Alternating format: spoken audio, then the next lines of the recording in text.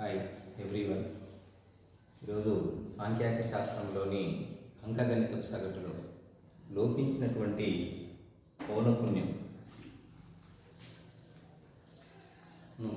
ఏ విధంగా మనం కనుగొనాలో ఇక్కడ ఒక ప్రాబ్లం ద్వారా మీకు వివరించడం జరుగుతుంది.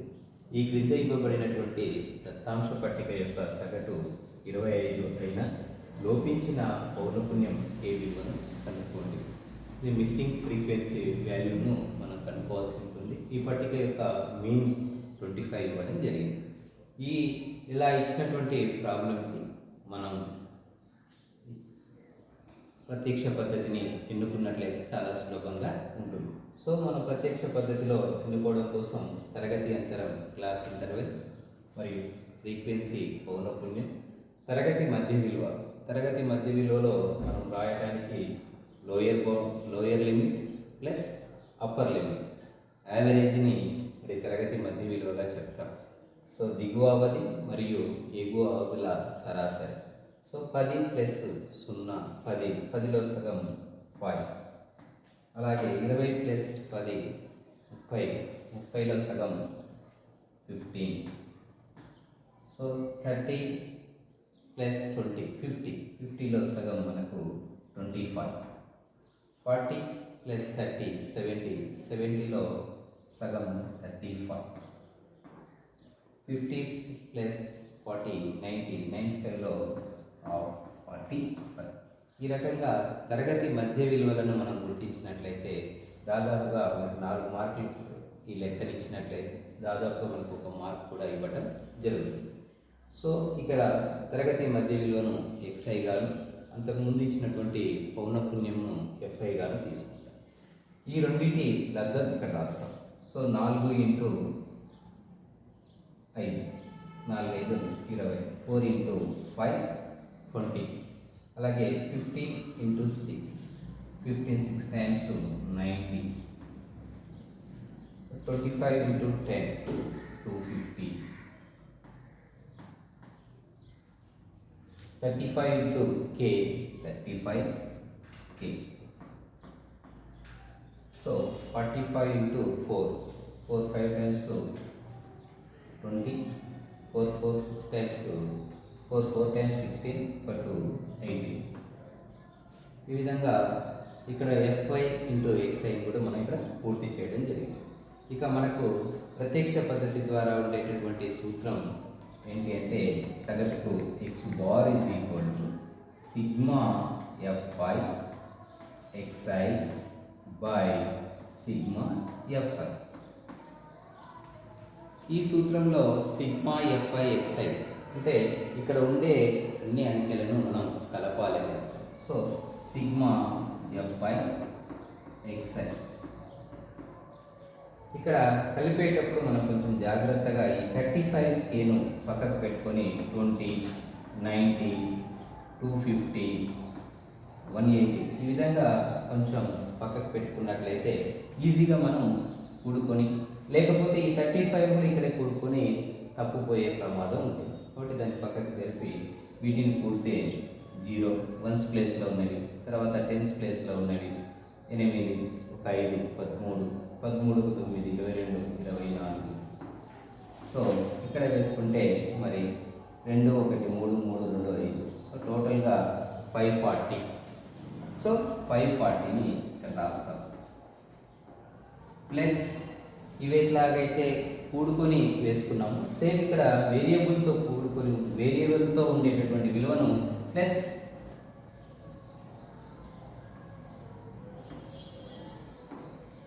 35kగా రాసుకోవాల్సి. సో లేకపోతే ఈ 35 కూడా ఇందులోనే కూడుకున్నట్లయితే తప్పుపోయే ప్రమాదం ఉంటుంది. కాబట్టి దాన్ని వేరియబుల్తో ఉన్నటువంటి విలువను తర్వాత పక్కకు పెట్టేసి దానిలో అడిషన్ చేసుకున్నట్లయితే ఈజీగా తప్పుపోకుండా ఉండడానికి అవకాశం ఉంటుంది.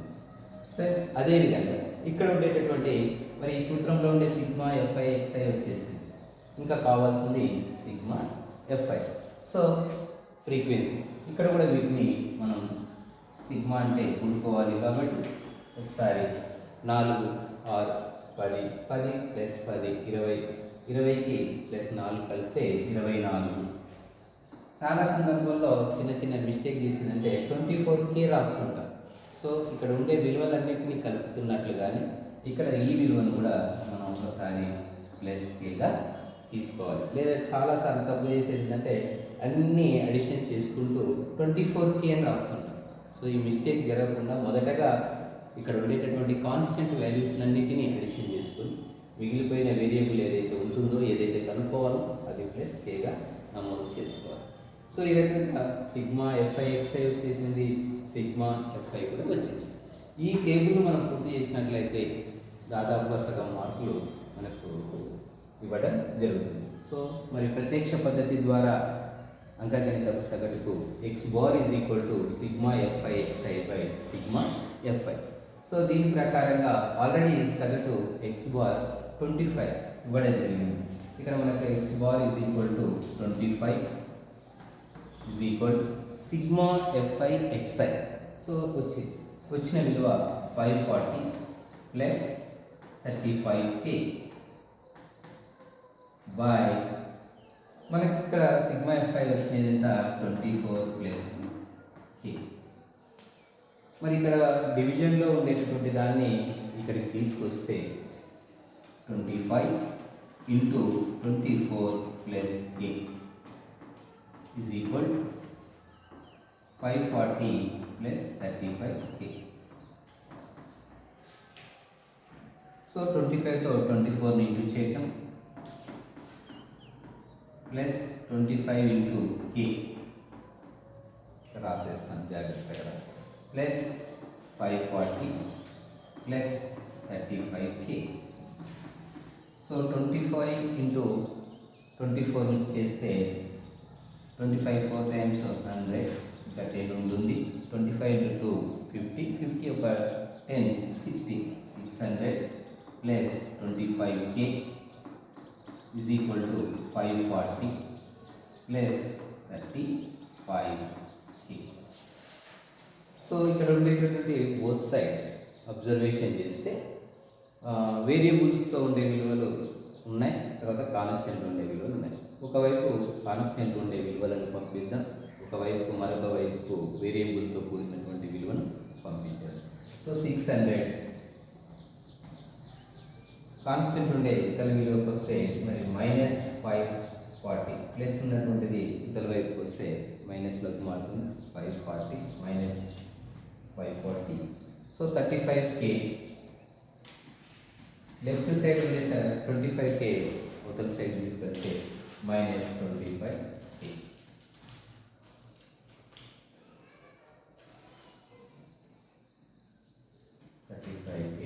Minus 25K. సో 600లో 540 పోతే తీసివేసినట్లయితే 60. 35Kలో మైనస్ 25K పోతే 10K. 10 ఇక్కడ మల్టిప్లికేషన్ చేస్తుంది, రైట్ సైడ్కి వస్తే డివిజన్, లెఫ్ట్ సైడ్కి వస్తే కాదు డివిజన్.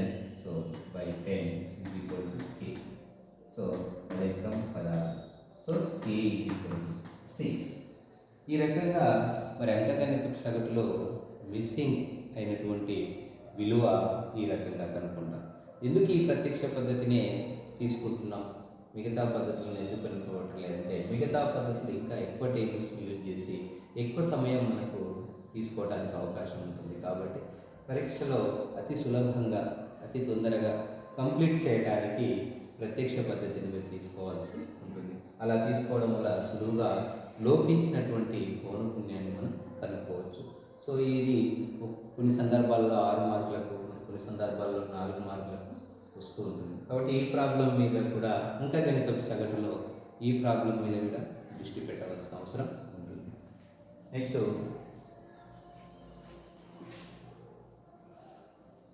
ఇక్కడ ఇచ్చినటువంటి మరొక సమస్య x/5, x/7, x/3, x/9, x/2 x greater than 0ల మధ్యగతం 8 అయిన x విలువ కనుక్కోండి. ఇది మరి మధ్యగతం అనగానే మనం రాయాల్సినటువంటిది ఇచ్చినటువంటి రాశులను ఆరోహణ లేదా అవరోహణ క్రమంలో రాయాలి. సో మరి ఆరోహణ క్రమంలో రాసేటప్పుడు x/2. సో ఆరోహణ క్రమంలో రాయగా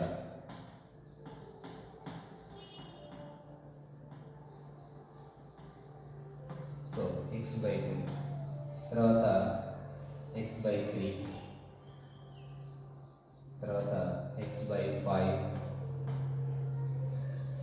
so x/7, x/9.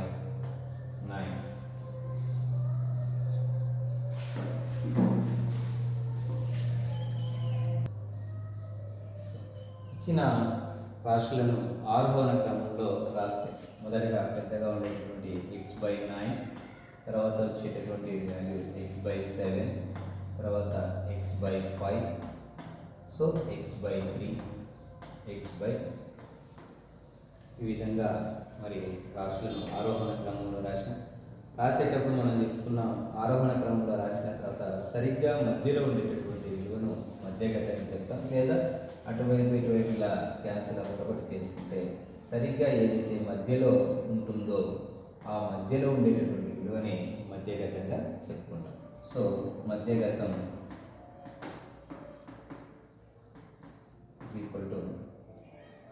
x/5. So already లెక్కలో మధ్యగతం మనకి ఎంత ఇచ్చిండు? 8 ఇచ్చిండు. 8 x/5.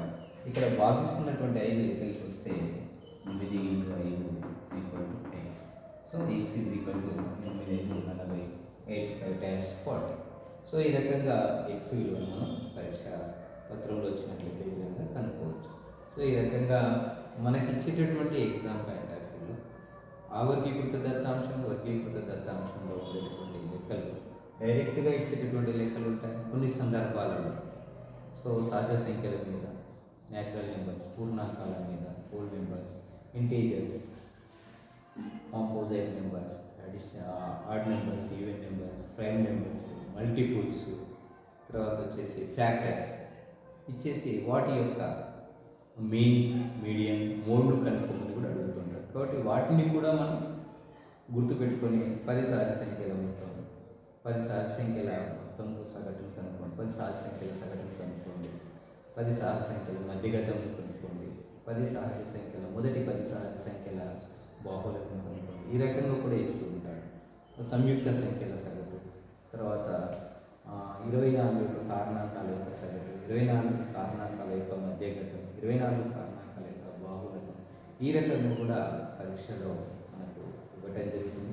అదేవిధంగా a-2, a-1, a+1, a+2 వీటి యొక్క సగటును కనుక ఏదైనా కూడా ఇలా ఇచ్చినటువంటి రాశులను మొత్తం some of all observations by number of observations, తర్వాత ఇలా ఇచ్చినటువంటి రాశిలో మిడిల్ వాల్యూ ఏదైతే ఉంటుందో వాటిని మధ్యగతం, తిరిగి ఏదైతే వస్తుందో దాన్ని బాహుళకంగా, ఇలా ఇచ్చినటువంటి లెక్కలను కాన్సెప్ట్ బేస్ను ఆధారంగా చేసుకొని ఏ కాన్సెప్ట్లో అయితే మనం చెప్తున్నామో అదే కాన్సెప్ట్లో చేసుకుంటూ వెళ్తే ఆ సమస్యలను కూడా సులువుగా మనం సాధించవచ్చు. కాబట్టి పరీక్షా పత్రంలో వచ్చినటువంటి వాటిని జాగ్రత్తగా మనం గుర్తు చేసుకుంటూ అవగాహన చేసుకొని సాధించినట్లయితే గణితంలో మంచి మార్కులు సాధించడానికి సాంఖ్యశాస్త్ర శాస్త్ర 10వ తరగతి విద్యార్థులు తోడ్పడుతుంది. సో ఇష్టపడి సాధన చేసినట్లయితే ఖచ్చితంగా ఈ సాంకేతిక శాస్త్రం నందు 10 మార్కులు పొందడానికి అవకాశం ఉంటుంది. Best of luck.